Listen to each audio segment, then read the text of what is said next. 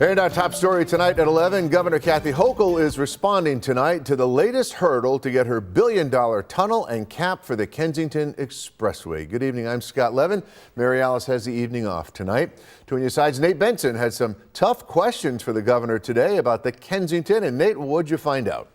Yes, Scott, the big question I have, did the state threaten funding to groups that opposed the project?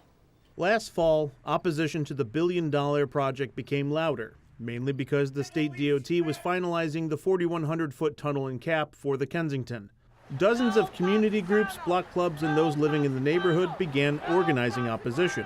Fast forward several months, some opposition grew louder as Governor Hochul formally announced the final plan in February, but others went silent.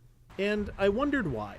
After numerous background conversations with several organizations and community groups, I was told the following. State officials and departments directly and indirectly threatened state funding to those groups if the vocal opposition continued. All of them asked, and I agreed, to not name them, because there is still concern that the state will withhold funding next year. While Governor Hochul was in Buffalo Friday morning, I asked her about it. They have said that members of the executive chamber have either directly or indirectly threatened some of that state funding because of their opposition. Was that a direct order, or was that staff members working on their own? I never heard of that. Never heard of that. And that would be wildly inappropriate.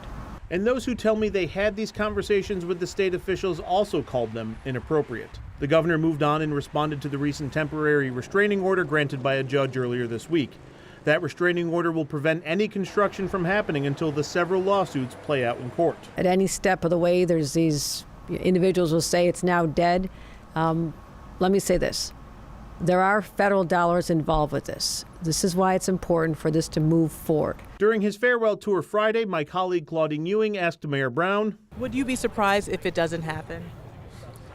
Again, I think there's a great commitment on the part of the state and federal government to move the project forward.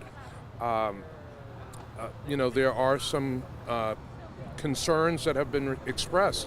But for argument's sake, if the state loses the case, what happens to the funding? I also would say that we are not able to sit on this money for a long time. According to the governor, the federal commitment is $300 million of federal backing, $55 million of which that Secretary Pete Buttigieg came to Buffalo to announce for the planning. That's underway. Which implies $700 million is being funded through the state's 5-year executive capital plan. I'm told by those working in the state legislature that the governor could easily set aside the state's portion of the Kensington funding, just like Governor Cuomo set aside more than $100 million for the 198 after the public overwhelmingly voiced opposition to the DOT's plan for that project as well. Now, earlier tonight, the state approved a $44.5 million contract to a West Seneca construction company so that work can begin on the Best Street Bridge reconstruction, which is part of the Kensington project. However, with that restraining order in place, no work can begin. On your side, Nate Benson, Channel 2 News.